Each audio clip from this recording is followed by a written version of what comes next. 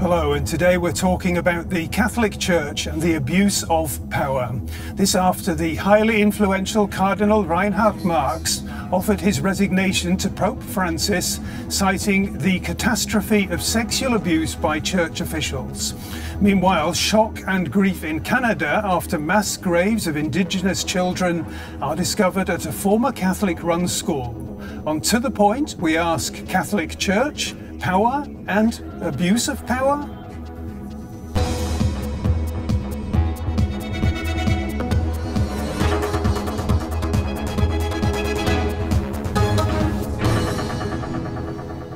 Well, thanks very much indeed for joining us here on To The Point, where my guests in the studio are Anna Juff is a professional musician and church activist who says instead of structural reform, we need to refocus on the actual aim of the Christian faith, which, says Anna, is eternal life. Also with us is Max Capabianca, a Dominican priest and for many years church journalist. He believes that the church should not be afraid of change. And a warm welcome too to Matthias Katsch from the abuse survivors organisation Eckige Tisch, who warns that it's high time for the church to really listen to the voices of the victims. Interesting stuff, so much to talk about. Thank you all three for being with me today. And I'd like to begin with you, Father Max, and the letter of resignation from Cardinal Marx to Pope Francis. It was fascinating that he used the language that he said a dead end had been reached in the Catholic Church in Germany. What do you think he meant there? When I heard about it, I was shocked by the wording, because dead end is harsh, is really not also very encouraging. And I was wondering what led him to use these words, and he didn't explain it more. What do you guess? My personal opinion is, in Germany, the Catholic Church started a reform process some years ago called synodaler Wegs, synodal path. Exactly. And and they are discussing different issues like power, use of power, or the role of the woman in the church, how priests should live, and the discussions come often to a point where then it's said, oh, this is not possible because the church law doesn't allow it, or the Vatican will never allow it. And if we talk in this way, we can never change anything. Mm-hmm. And so a kind of frustration also in the people is growing, and maybe also in the cardinal. Yeah. And I think that this is meant by dead end. And of course, Matthias Katsch, the Pope has rejected the offered resignation. What do you read into that? What's your understanding of what that tells us? Well, first of all, the language used by Marx in his statement was very surprising, because for the very first time, a bishop in Germany used the word "I" in combination with responsibility for the abuse crisis. The fact that the Pope rejected it, I think, will complicate issues, because the high respect we as survivors had for this step of Marx to step down, now we will focus on his role in the past in the Diocese of Trier and Munich, because he also was part of the system, and I'm pretty sure we will learn about his failures and errors in the past, and maybe he will have to repeat his resignation to the Pope after we learn more about the investigation there. Mm-hmm. And Anna, I'd like to ask you too, you're from an initiative called Maria 1.0. Tell us a little bit about what your organisation is all about and how you read the current situation with this dramatic development surrounding Cardinal Marx. Well, actually, Maria 1.0 developed as a response to Maria 2.0. And we think that the Mother of God doesn't need an actualization. She doesn't need a number it's Mary, and the church is the church. And of course, we like development. We are not against development. We are not against reform. Actually, it's exactly the opposite. We think that reform is very, very important, but we think that the source of it must be a spiritual renewal. And you mentioned Maria 2.0, and their goals, as I understand it, are equal rights for women, especially including liturgical rights. What's the problem with that? What is a liturgical right? Every believer has the liturgical right to celebrate the liturgy, to be part of it, and to take part in this divine worship. And there we are all equal. So this whole idea of equality, meaning men and women do exactly the same things. I think this is a very simplifying idea, which doesn't take into account what the church actually is. It's not about equality. It's about having eternal life in Jesus and living with Jesus. And I, as a woman, are not less called. My vocation isn't less. It doesn't mean less. Matthias Katsch, I'd be interested to hear what you have to say about that. Unfortunately, the church is overall a power structure. And you have a hierarchy, you have a highly hierarchical structure of power and abuse of power. And every sexual abuse which occurred thousands and thousands times, not only in Germany, but all over the world by Catholic priests and clerics, were also a power abuse. So when we talk about the church and the structure of the church and the responsibility of the bishops and the Pope and the cardinals, then we need to talk about the power structure. I don't want to talk about church reform. This is something the church, the believers have to discuss. I can say I was a Catholic and I was abused because I was a Catholic. But my interest is the situation of the survivors, of the victims, and I want to make sure as member of the civil society that this cannot repeat in the future. Okay, let's just get one answer from Anna on that, because I think I wonder how dismaying you find it that the church that you are a member of and is such an important pillar of your own personal life that has let so many people down over such a long period of time. It's horrible. It's simply horrible. And I think I do not disagree with you. I think we all agree that this is terrible and that we need to be clear about it and that truth should be in the center of investigation. But I think that the interesting thing is that in Germany we are talking a lot about power now. But actually, if we listen to what the church actually teaches about power, we learn that according to what Jesus wants from us, he wants that power actually consists in service and in serving people. And if the people who committed abuse would have heeded the actual things Jesus preaches and the church preaches, they acted against the church. They didn't act with the church or with the church's ideas. They acted grossly against it. And so what I'm missing in this discussion is to take the perspective Jesus took. He changed the system of power because he was crucified. So now power is not ruling, power is serving. Okay. Well, the point well taken. Let's just go back to, first of all, though, to Cardinal Marx. He is, as we have seen, one of the leading figures in Germany's Catholic Church. He's a household name indeed. Let's find out a little bit more about the man and his mission, and then we'll talk about the Pope's reaction to it all. Cardinal Reinhard Marx is seen as a modernizer in the Catholic Church.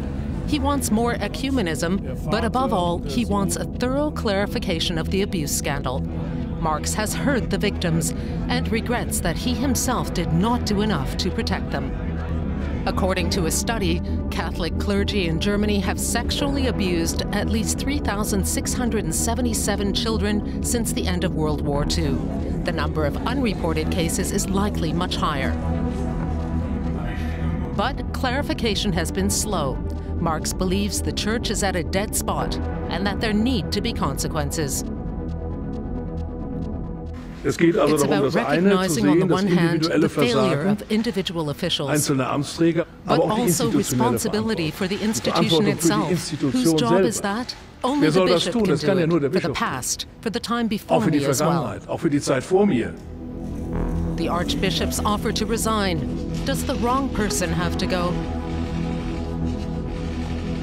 So Cardinal Marx offered to resign. That offer has been rejected, as we have to understand it, by the Pope now. What does that mean? Because I think many people had pinned their hopes on Cardinal Marx as perhaps a man for the future of the Church, for galvanizing the future of the Church. We don't know what the Pope led to his decision, but I personally think that he would have accepted the resignation if he thinks that he has no moral authority anymore to lead his diocese. And by not accepting it, he says, okay, lead your flock, take your responsibility in this way by staying in your job. And I personally, it was my wish that the Pope would not accept the resignation, and I hope he will go on this way to learn how to deal with these problems, because he really developed himself. He said he's now saying things 3 years ago he was not able even to think about. For example? For example, one thing he was asked 3 years ago, did any bishop think about to resign after all happened? And he said no. But he said it in a way, no, how dare you to ask me? And now he said, oh, this was inside him, and he was really concerned by the fact that we should think about these things. And that shows that he realizes that there is a deeper responsibility of the bishops. Anna, is Cardinal Marx a man that you can identify with in terms of taking the Church forward into the future? Well, this is a complicated question. Well, I'm not in the Diocese of Munich, so he's not my bishop. But yes, I think that, of course, every bishop can lead the Church forward. I think it is a question of how they take responsibility.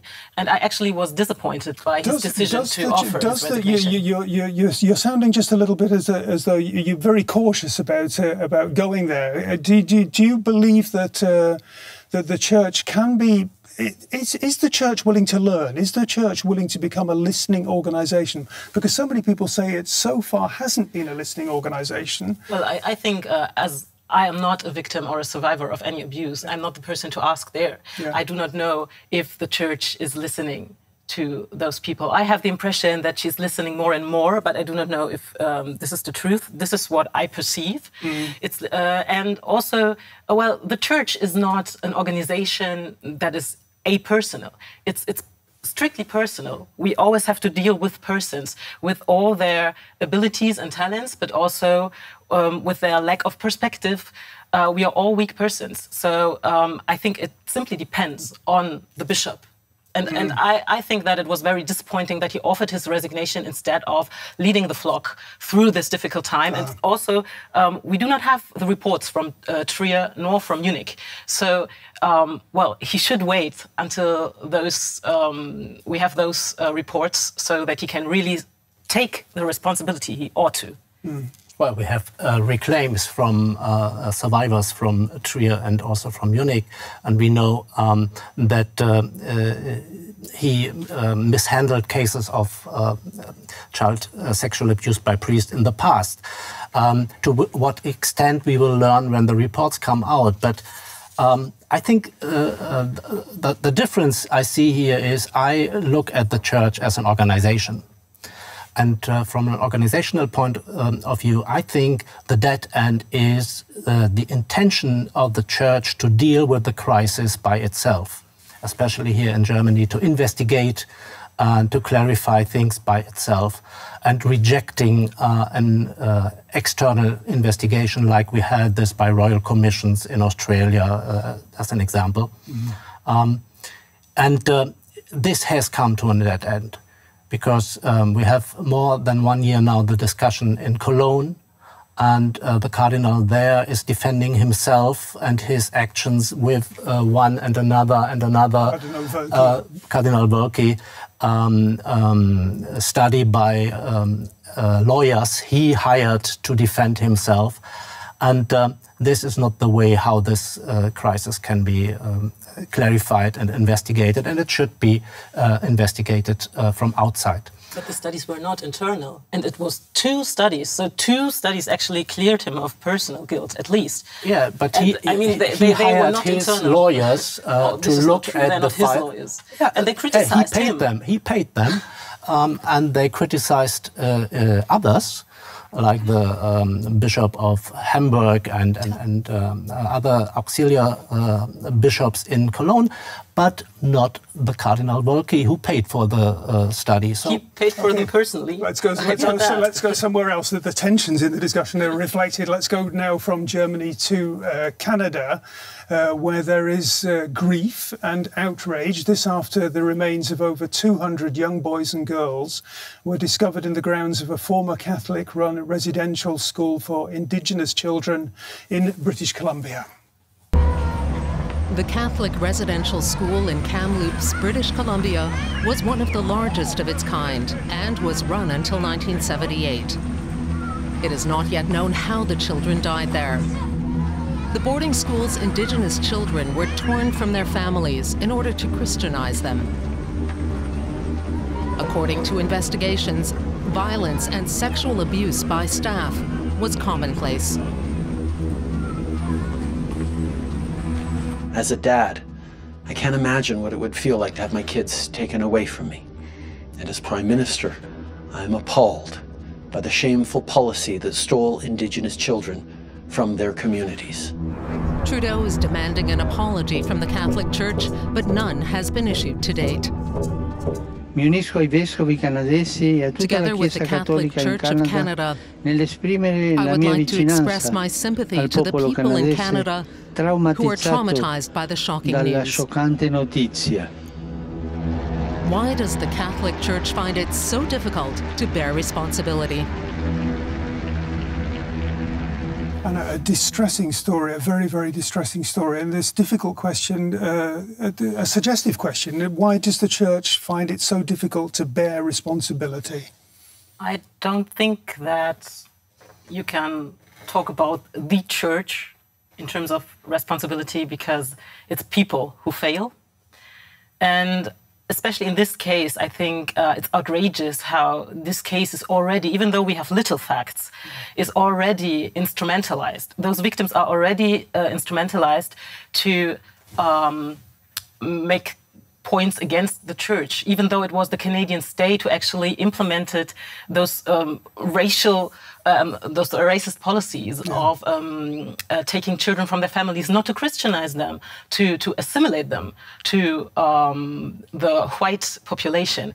And so to ask an apology, well, first you should ask an apology of the state who implemented those racist policies. And then, of course, the Church has to wonder how could she let herself be instrumentalized in such a way to help those politics who are explicitly against so many attempts to actually value indigenous culture. What the Jesuits did, for example, they did so much for indigenous people and to save their cultures. So how could the Church be so compromised with politics? And I think this is an interesting question.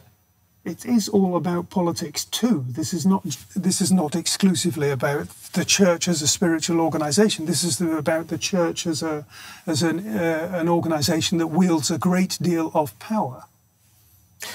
I think returning to the dead point wording used by Cardinal Marx, I think the Church as a concrete structure of power, of organisation, and of doctrine. We should talk also about the doctrine of the Church. This historic combination has come to a dead end. And I think it has to be changed. It has to die, maybe to live on. it has no future in the way it worked in the past. And I think this is the moment we are living at now. Okay. But how does doctrine come in there? I mean, doctrine clearly says that the priest is someone who serves the flock. So this is what the doctrine says. Should we change this doctrine?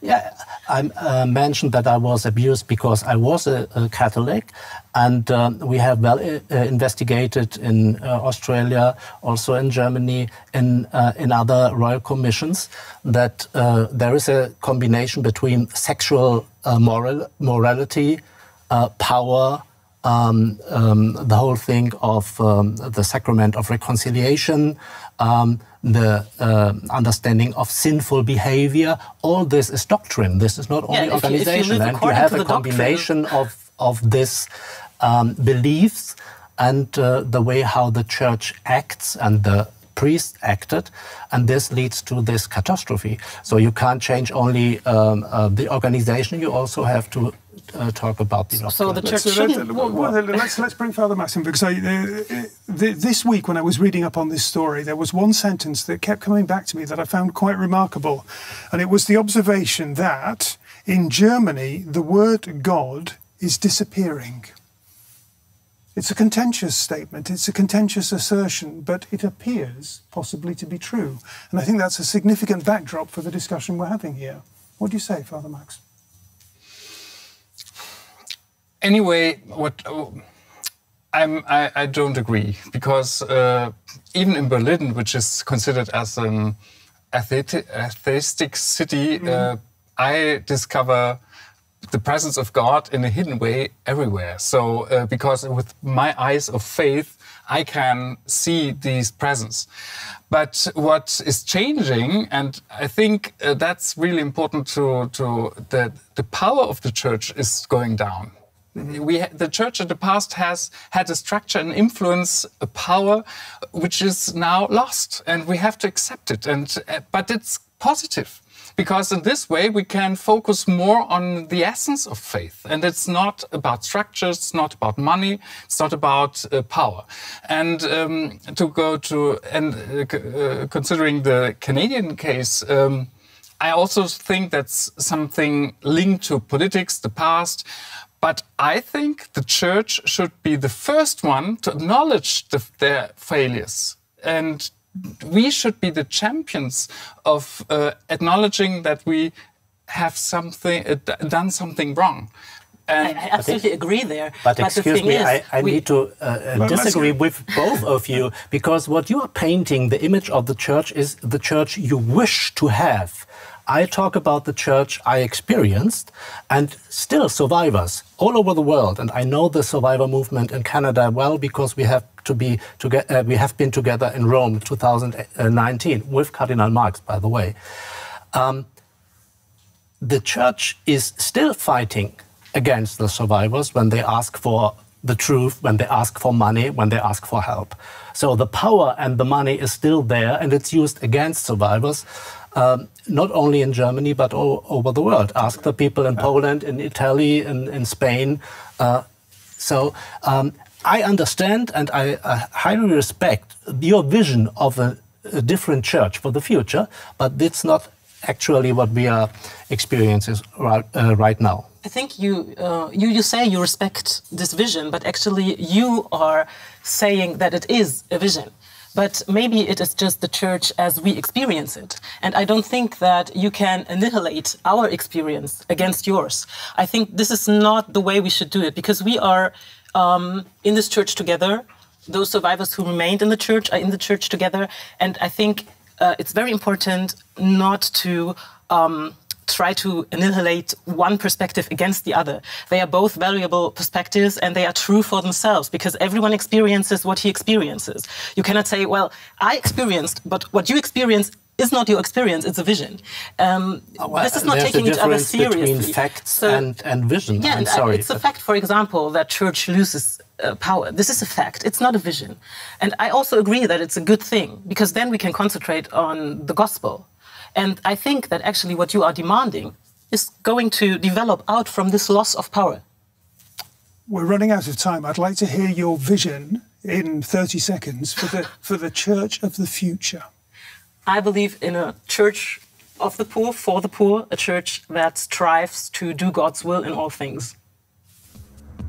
We're running out of time. I think we're going to have to leave it there, but that's a good vision for the future. Thanks very, very much. I have the vision to sit in St. Peter's Square with the survivors from all over the world and the church and the Pope and the bishops listening to us. A great vision too. I'm so sorry that we've run out of... I agree totally. I would be really happy.